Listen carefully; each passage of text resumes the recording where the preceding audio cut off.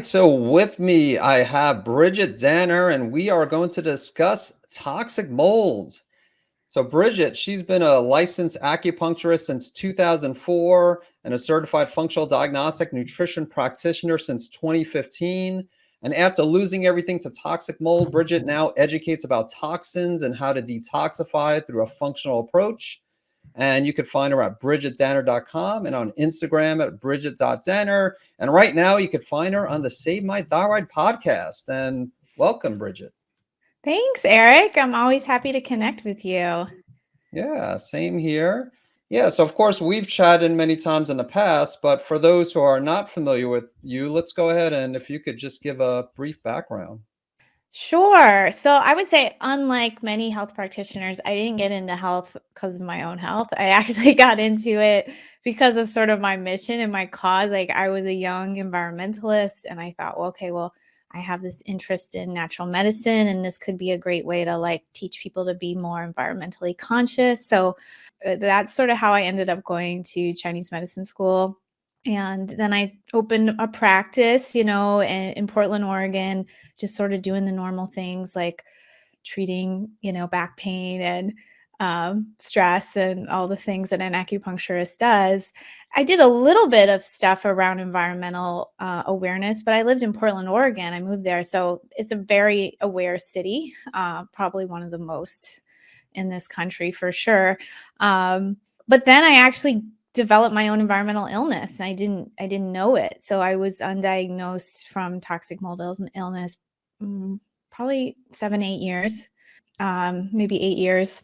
So I was going through all the symptoms that we're going to discuss later, you know, fatigue, anxiety, hormonal issues, a lot of immune issues, chronic pain. So I was just doing all these things, learning about health to try to resolve my own health. I did actually, really focus on some environmental threats like toxins in my home and skincare and that kind of a thing. I completely revamped my diet. I was, making my own bone broth, like super healthy, but I was just never quite getting better. I was always cycling in and out. Worse in the winter. No surprise now that we learned about mold. So yeah, eventually when I really hit a health low, I was getting some IV therapy at a naturopathic clinic and they asked me what changed in my home. And we started to open up the possibility that there could be mold in the home, did testing. So all of my family started on the journey of resolving mold in our bodies and our home. And eventually that just influenced my practice too, because I was just so passionate about detox. I knew so much about it. I was kind of focused in women's hormones, but I slowly kind of morphed it to talk more about detox, and now especially to talk about mold. As I was going through it, I really didn't have the energy to teach about mold or even really share. But now I'm sort of on the other side of it and have a lot of knowledge. So just trying to like spread awareness that it's not as uncommon as you think. And if I can save someone 4 years in the journey or even 1 month in the journey of, questioning, could I have toxic mold illness, then I'm happy to be able to do it. Yeah, I think it's safe to say mold is commonly overlooked I've worked with a number of patients where mold wasn't on their radar. And honestly, quite frankly, initially, especially years ago, wasn't on my radar either. And when someone's getting better, or when someone's not getting better, that's definitely an area you want to look at. And with you, you probably now evaluate people right away when it comes to looking at mold and just look at their history, their health history. But when it comes to symptoms of toxic mold, can you talk about not only the symptoms you experienced, but just, I guess, in general, some of the more common symptoms that people with mold toxicity may experience? Sure. So, like thyroid illness, like it's a long list and there's a lot of overlap. So, there's a lot of overlap with a lot of diseases. So, that's tricky. I think the two most common are brain fog and fatigue. But because it's inflaming the entire body, we all have different weak systems, vulnerable systems. So, for one person, it could be a lot of respiratory stuff. For another, it could be mood. With kids, it can be like attention issues and behavior issues, skin issues. Now, like I never had skin issues, but some people have skin issues. Digestive for sure. I think that's really common. I would say on digestive issues that won't resolve, there's often a mold piece. I think what you said is really true, Eric, that if things aren't responding, as you change your diet, you take supplements, as you meditate, uh, to me now that's always like ding, ding, ding, like, there's probably some kind of toxic element going on. So it's a long list. Some of my earlier symptoms, I would say, probably like aren't, I don't know, they're not the ones that a practitioner would think, oh, this sounds like mold. I think the hormone ones are pretty key. Like I was just having spotting and kind of off periods. And I don't even think there's so much association between that and mold, but there is actually a huge association. So sometimes if you say the typical client, how I was at the time, I think I was about, 40-ish, when I was seeking help. And you say, oh, well, I'm tired, I'm anxious, I'm this and that. They say, oh, well, you're just a typical American woman, pretty much. So sometimes it gets overlooked because there's just a constellation of symptoms out there. And even the common symptoms you mentioned, brain fog and fatigue, there could be overlap with other conditions as well. So if someone's experiencing those symptoms, they probably initially wouldn't think that they have mold. And same thing with practitioners. A lot of practitioners would look elsewhere when someone, if that, but now to be fair, again, most people will have symptoms other than brain fog and fatigue too. It's usually not the only two symptoms someone Yeah, will a lot of experience. symptoms. Yeah. And if I could and I would say severity, inability to resolve them. And then if we open the conversation to environment, there usually is some suspected source. Not all the time. Sometimes we don't know it. We didn't. I was in my own house, a long time with no suspicion or anything. So there has to be that awareness piece. So it's a little different. Like we're trying to develop a mold quiz right now, and I'm like, well, it can't be a symptom quiz because we can't just say you're tired, you're having acne, whatever, you have mold, right? It has to be the home or some source, usually, although it can be in your past, plus the symptoms. So, in a way, it's a bit easier because as you get into testing, we know kind of what we're looking for in the home and body to go with the symptoms. Why do some people react to mold, or why is mold toxic or seems to be toxic to some people but not others? There might be, let's say, 4 or 5 people in the household and only one is sick, and it turns out to be that it's due to the mold, whereas the other 3 or 4 members of the household aren't experiencing symptoms. Yeah, this is a great question, and why I think sometimes that mold can get overlooked or sort of downplayed, especially within a family unit, right? If the husband's like, "Well, I'm fine. What's wrong with you? I'm not gonna rip apart my house." But yeah, it's health history, genetics, age, other like contributing factors like infections. Chronic stress. I know you know about Lyme, and probably same with Lyme, like we all get bit by different bugs and we don't all end up getting Lyme if we're, potentially exposed, but some people get it really severely, or maybe it's dormant and then it comes out later when there's more stress. Actually, Lyme and mold seem to have quite a bit of correlation, as does thyroid condition. So I don't know if you know Jabin Moore, but he's a functional or chiropractor, and he had, feels he was exposed to Lyme as a child, kind of lived outdoors lifestyle. But then later, when he was in a moldy basement apartment, is when the Lyme started to manifest. So, there's definitely crossover. Mold really weakens your immune system, and that's kind of when you can often see other potentially latent infections. But yeah, it's just a cocktail. It's also how well do you detoxify genetically, but also like, are you pooping? If you're not pooping well and you're just recirculating toxins back in that you're meant to be pooping out, that could be a factor. how you eat, how you practice lifestyle. I think in my own case and in other cases I've seen, you can actually kind of keep things somewhat at bay just by having like a rock star habits, um, but it won't ultimately work, just like it didn't with me. So I think I got some improvement because I made all these changes, but I was still in a moldy home, so I was never really going to be able to kick it. There are some genetic tests you can do about how well you make and glutathione and different factors like that, and I think they play in, but I still don't think they're the only factor. Like, for example, I had a mother-daughter clients. They were in the same home, the mother more so because the daughter was grown and had kind of come in and out, but the mother had like the dreaded gene for mold and the daughter didn't. The mother's levels were much, much higher than the daughter's, but there's other factors too. The mother now was like in her 70s or whatever. So, I think sometimes genetics can show that you're not clearing it very well.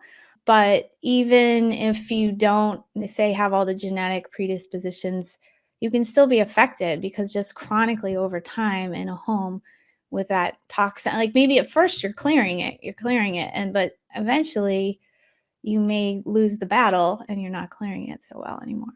Well, thanks for that explanation. And I agree. I'm glad you mentioned that it's not just the genetics. I think that does play a role, even when my history with Lyme. So Lyme, mold, there's, biotoxins, mycotoxins in the case with mold. And, I think genes do play a role. And sometimes I think with my history of Lyme, it wasn't too severe. So I think, was it that I did a better job of clearing, some of the biotoxins, but then also, I was diagnosed with Graves, as you know, years ago, and been in remission and been taking care of my health. So maybe that's also why I wasn't as symptomatic when it came to the Lyme. And the same thing with mold. So obviously, we'll talk about addressing the cause of the mold because, like you said, if you're living in a moldy environment, the combination of the genetics and then the lifestyle factors, those all will play a role. But you need to eventually get rid of the molds or remediate or move. And again, I know you'll talk about that. But let's talk about first, if you could discuss some of the common ways that we're exposed to mold. Yeah, so the most common way that will make you, really sick and symptomatic is being in a water damaged building. So that's usually from, there's been a roof leak, a plumbing issue, ventilation issue. I interviewed one expert recently, and I think he said 100% of crawl spaces are moldy. So I was like, wow. So, and that goes up, right? It goes up. So, certainly not every house has a mold problem, and it's again kind of relative and relative to your health, but pretty much every building will sustain some kind of water damage in its lifetime, so to speak. And how well you respond to that water damage is really key. If you kind of half-ass the job to remediate it, or whoever you hire does, that can linger, or maybe there's still like some drip or some humidity behind the wall. A lot of this is like really good home stewardship, which is not really something I was aware of when this was going on for us. We had our gutters not draining correctly. We had a previous owner had done a lot of remodeling, like putting in new additions and windows that just weren't done correctly. So there was moisture in the walls. Some of it is you just can't see. Like, nobody came to our house and was like, "Oh, this smells. This looks moldy." Like, it was just there. And then potentially, like in humid climates, anytime there's extra moisture or a high level of moisture, whether it's from a leak or from humidity, it can just allow for mold to grow. So it's sort of already around. And not all mold is dangerous. Actually, not that much of it is really super toxic. But in our indoor environment, it's sort of an artificial environment, right? It's not like the forest. So there's not correct like competition. There's not correct like kind of breakdown. And it seems to allow certain species that are dangerous to be able to thrive. So they're just kind of quietly thriving in the corner of your bathroom and then maybe getting picked up from the air circulation system. And Yeah, I would say the most common. So, managing the humidity in your home, like we had too high of humidity in our basement the entire time, and we had never run a dehumidifier, and just again was kind of lack of awareness. There is mold in food as well. It's actually pretty common. I don't think it's usually the main factor why we get sick. I think the quantity usually isn't enough, but it can be something that, I don't know, can irritate you as you're trying to heal from mold, can certainly like irritate your digestive system. But some of the labs that do a lot of mold testing so far haven't really found like there's going to be some widespread high levels of mold in your body based on food source for the most part. Okay, so it's mostly in the air, and you brought up some good points about just because you can't see the mold doesn't mean that you don't have a mold problem. You mentioned the crawl space. Even if you don't have a crawl space, it could be under the floors, behind the walls, and so you can't just go by, whether or not you see mold or not. No. And I bring that up because some people will swear, "Well, I don't have a mold problem," but again, if you're not an expert in detecting mold, then there's no way to know. And that leads us to our next question when it comes to testing. What do you recommend when it comes to testing? Do you recommend having like an indoor air specialist come by? Do you recommend, I know there's like mycometrics and other labs where you can order your own, testing where you don't have to have someone come to the house, but you can order your own test kits. And then there's testing for mycotoxins, which is completely different. Yeah, unfortunately, it depends on your situation. For one, do you rent or own? So you're not gonna hire a mold inspector if you rent. It's just very, it's kind of costly. If you own, I do think you should hire a reputable mold inspector. I think that's a good first step because that's actually what we did. They're gonna point out, possible sources like you have a moisture meter to see was there moisture in the walls. They're going to notice things like the gutters aren't draining correctly. Then they can do drywall samples, air samples. Not all of them I don't think are as good as others. I think ours was good.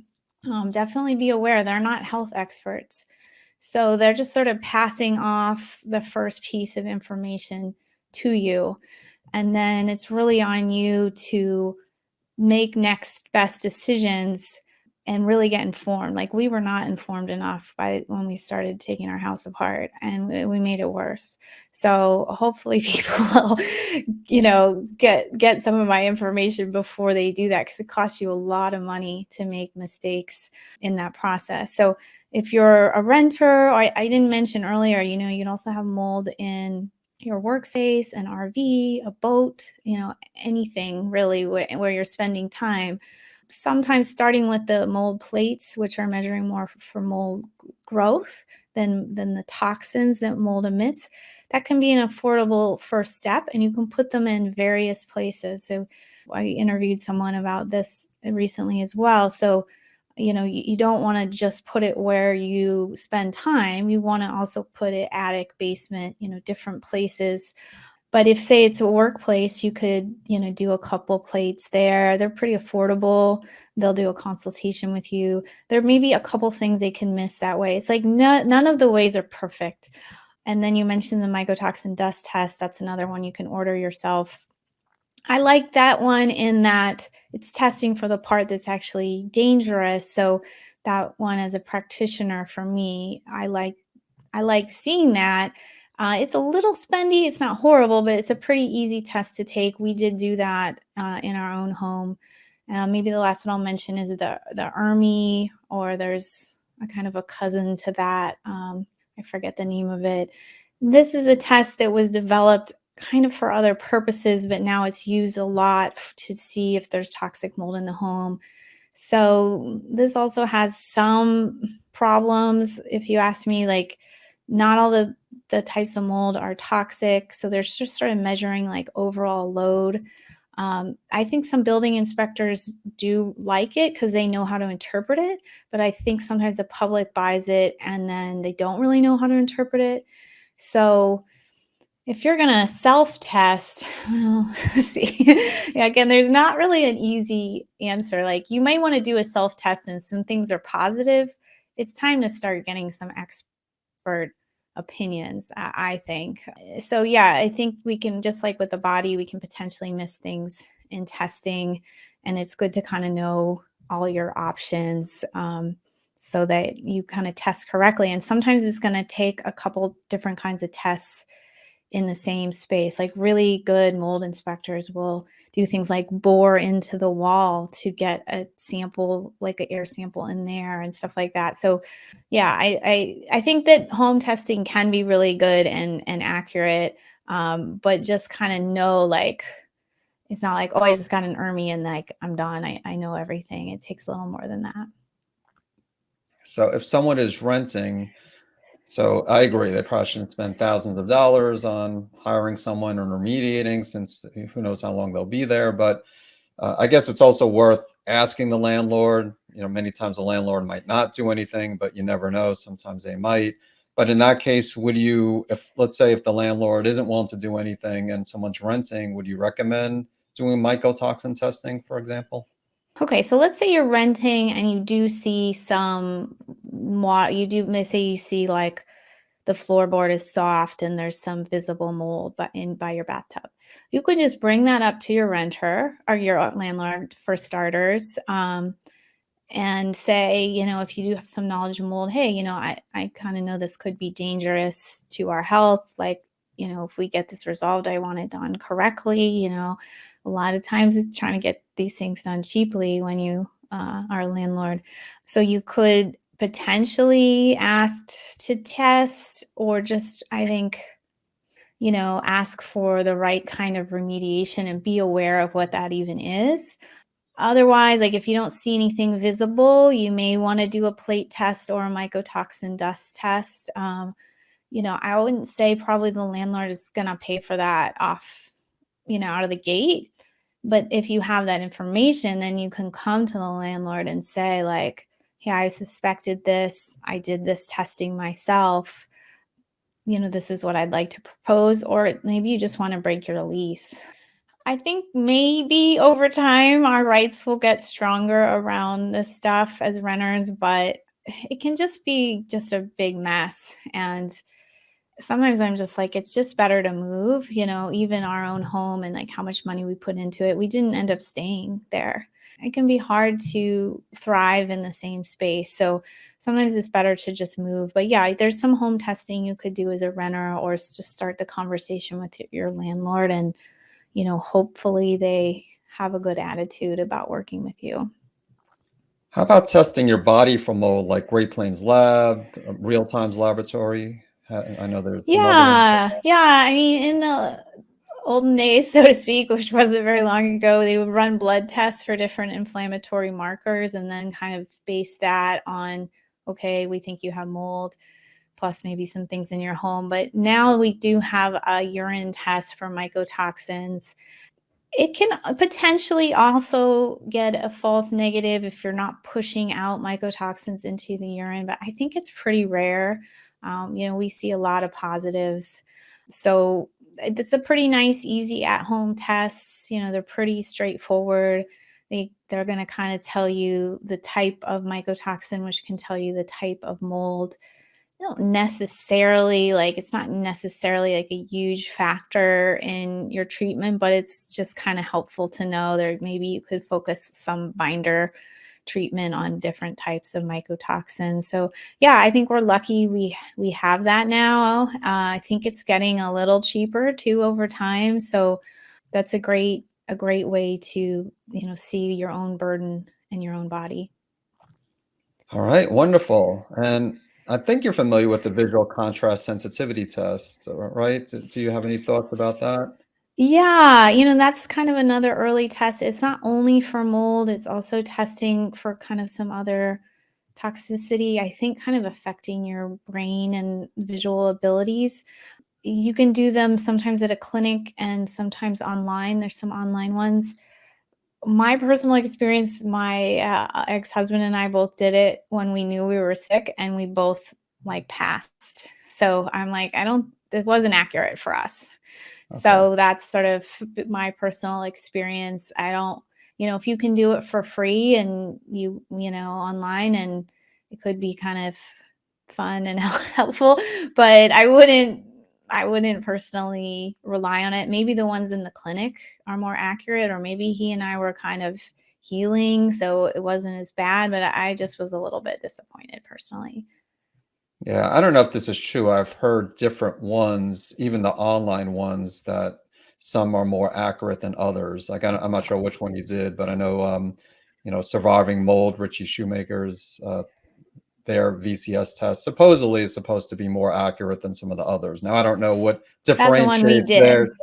That is the Yeah. one you did, okay, Yeah. okay, and that's what I So heard. Like I said, I'm not sure, how that differs from others, but it sounds like you did that, and it came back negative when mold was an obvious issue, so and as you said, it's not specific for mold. Even if it's positive, it doesn't confirm that someone has a mold problem, but yeah. again, just wanted to get your thoughts on that. I mean, he's a real trailblazer in this space. Like, we wouldn't probably be having this conversation if not for him. But I think that there were some limits on what was available. And he was a physician, so he did a lot of prescription based stuff. And I think this field is changing a lot Mhm. quickly, and we're learning a lot of great stuff. So, yeah, some of the things, a lot of people say, well, do you do these blood tests? And I'm like, no, I don't, there's really no point anymore for the most part. Sometimes some practitioners still do them because they can take insurance and it's covered by insurance. And some of those markers are interesting to watch for inflammation and how it's changing as you do your treatment. But again, they're not mold markers. So uh, I feel like, there's only so much money we all have for all this testing, and may as well put it, in the most effective places. Agreed, agreed. So, can you discuss how toxic mold can play a role in thyroid health as well as thyroid autoimmunity, Hashimoto's, Graves' disease?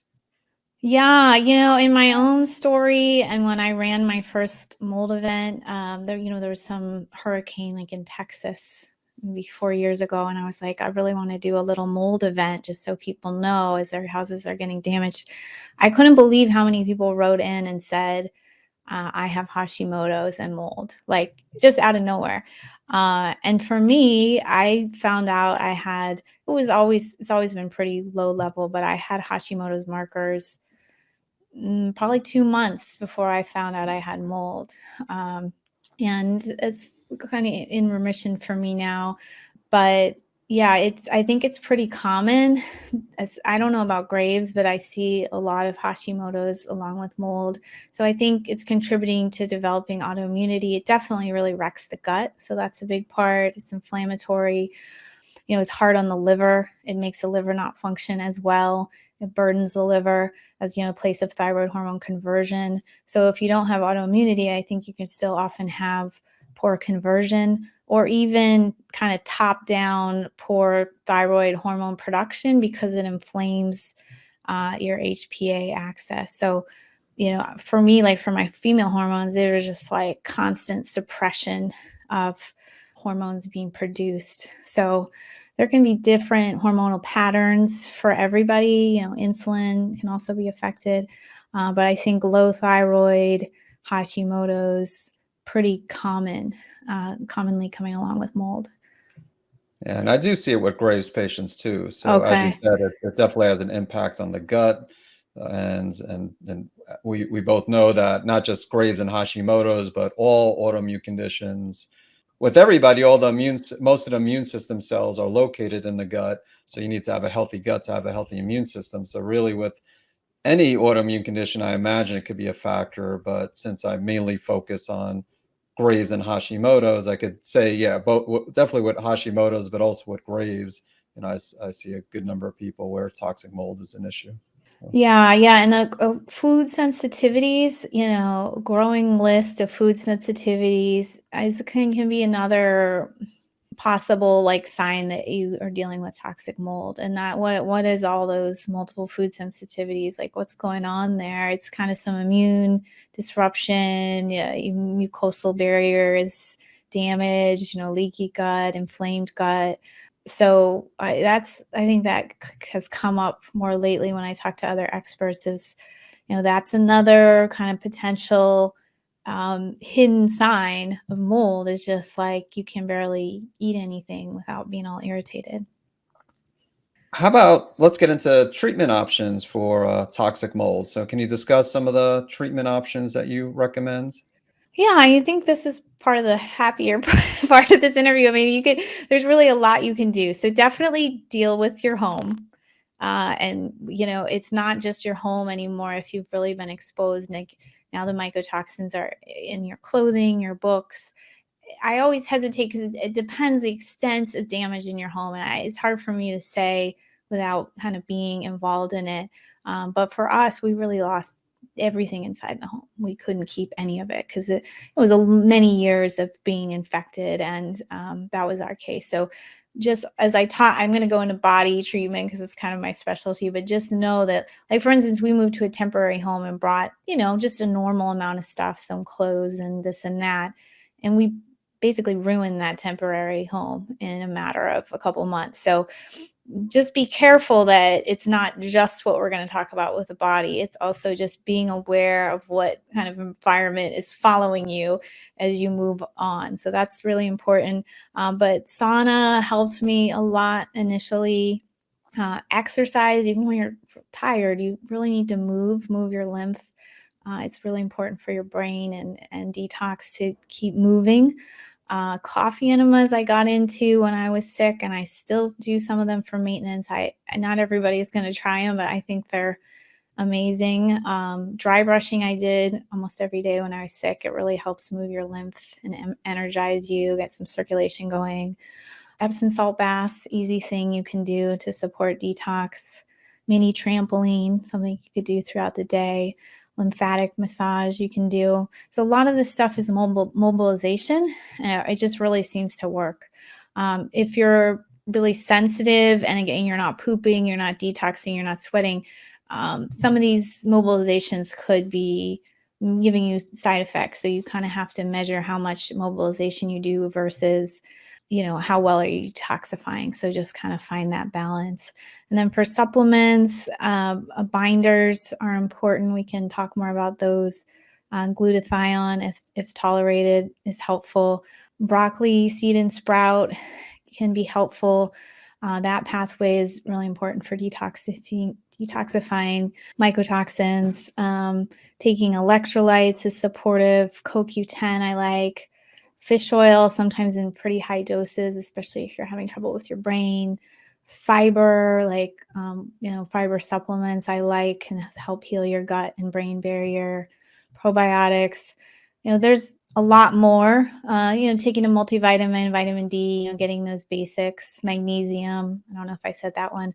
Those are probably some of the core supplements. And then from there, you may have to work on different body systems that need support. Like if you're not pooping or you're not sleeping, working on different kind of symptoms will still kind of help those systems function correctly. Do you use binders such as zeolite, bentonite clay, any activated charcoal, or you try to stay away from those? Yeah, I'll use all those. You can cycle different ones, like single ones. The citrus pectin can be a gentle one if like you don't tolerate charcoal. We mostly use ones that are like a blend. I actually just developed my own that's a blend. It's not out yet, but since different mycotoxins respond to different binders, sometimes having a blend is helpful. It's kind of covering a lot of bases. So yeah, there's different options for how you want to use them. Great. And how important do you think it is, or do you think it's important to have like an air purification system in your home as well? I think that's a good idea once you're in a safe home.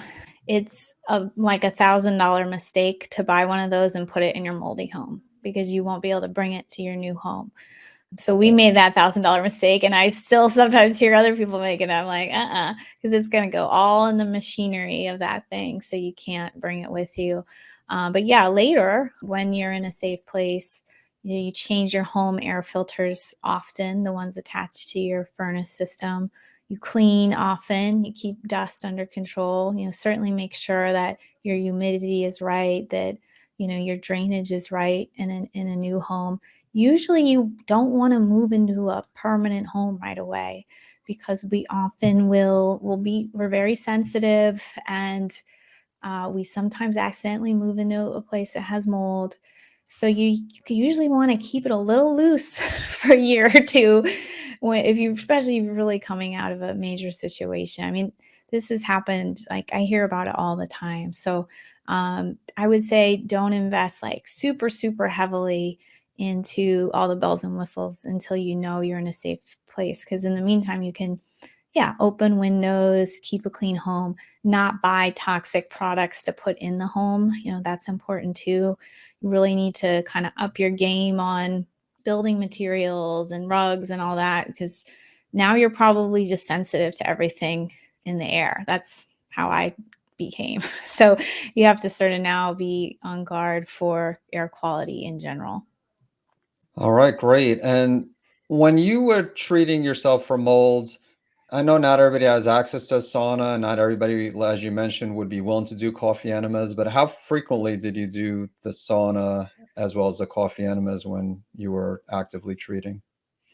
Sauna you can do up to every day. You can buy now a pretty cheap home sauna thing. Again, don't stick that in your moldy home and move it to your new home. So we actually just went to gyms. I know now with COVID it's a little different, but I was just using saunas at a gym. I don't know, maybe at least 3 times a week, at least. But really, probably every day is even better if you can tolerate it and you can get like a home unit or be, by a gym or whatever. And then coffee enemas. I'm not a fan of doing them every single day because I think they can be a little rough on your tissue to be doing so often. But I think 2, 3 times a week while you're sick. And, now I just do like one a week for maintenance. I just find it to be a real quick win for me, energy wise. The coach who works for me says she does a binder's enema if she says goes into a moldy building, for example, now. So that's kind of a cool option. All right, thanks for sharing. And that's really, I'm glad you mentioned, because I honestly didn't think about like where you wouldn't want to, not only the air purifier, but getting a sauna in a moldy environment where you wouldn't be able to bring it to, your new place. So I'm glad you You brought could that put it up. on your porch or something, that's possible. But yeah, I think that's one of the big mistakes that people make. And it's logical. You think, okay, well, I'm here and I'm still here for some amount of time. Let me get this, expensive air doctor. It's ruined. It's ruined now. So, the way that mycotoxins work, and I'll just mention this briefly, is like, they can adhere to plastic and fabric and definitely get up into motors and screens. And that stuff is, pretty much impossible to clean. So, yeah, just be really aware. It's a sucky time in life when you are kind of moving out and trying to move on, and that you have all this stuff you can't bring. It is not fun at all, to be that careful and paranoid. But in the end, it's really usually what most people need, because if you really have been quite exposed and your stuff has been exposed, being loose with what you take with you will often just really come back on you. And when you have to get rid of all that stuff, you're going to be even more depressed, to be honest. So, yeah, if you're listening, hopefully that just saved you some money. Yeah, thanks again for sharing that. And so the last question I want to ask you is just if you could kind of give someone some action steps that they would take if they're suspecting that they might have mold. Obviously, re-listen to this, but because you really spoke about it throughout this whole presentation. But if you could kind of summarize and give a few action steps someone should take. Yeah, I mean, I think that's education is an important first step. And that if you're thinking, okay, maybe I do have mold, you can start perhaps with some kind of home testing. And again, some of those plates are quite affordable if you want to start with that, like as a renter or even as an owner, just to kind of experiment. We have an ebook on the site and it links to some of these different companies and helps you kind of make a decision about home testing. You can also just do a home inspection, right, for signs of moisture. So I'll just refer people to our website, and we have like a free mold guide, and we have more resources coming all the time. But you could visually inspect, for possible intrusion. You could buy some different little meters at Home Depot that can measure a couple things. So those can be some options. Yeah, then starting with some simple testing of the home, then maybe some more advanced testing in the home, body testing. Unfortunately, it's a long process. It's not a simple thing. Um, some of the detox stuff I mentioned, anybody can do. So if you're not so sure you have mold, or maybe some of the things come back negative, but you're just kind of feeling sluggish, can't lose weight, that kind of a thing. I think everybody should be detoxing all the time. I haven't stopped because I'm Agreed. not in a moldy house. Yeah, this is just part of modern life now. You just need to detox all the time and make it part of your lifestyle, whether you're using your red light therapy, or you're jumping on your trampoline, or you're getting out in nature with friends. Like, this stuff is just critically important. I think none of us are really going to escape fatigue and early aging and stuff unless we get a sense of it. All right. Well, thank you so much for sharing everything. And the good news also is you have some resources coming out. You have an upcoming summit that's focusing on toxic mold. You have a book coming out. Of course, they could visit your website, bridgitdanner.com. But can you also talk about your upcoming book and summit? Yeah, the summit starts 2/21/22, a lot of twos. So it starts late February. It's free. It's a week long of like just different expert interviews, and we had everybody do a slide presentation. So it's pretty awesome, like detailed material. So we talk about the home and the body and other ways to detox your home. It's really great. And that'll be also like an evergreen free event if you catch this podcast too late. And then my book is coming out around April 1st. Actually, you can buy it. The first way you can buy it is through the summit, and then it'll come out, be, live on Amazon. So yeah, I'm just excited to, again, have more resources so more people find out sooner. And yeah, the education is just super important as you go through the process, so that you can go through it as like efficiently as possible. So we're just trying to make a lot of good, affordable info as people deal with it. Awesome. Well, I'll have those links in the show notes to both the summit as well as the book when that link is available.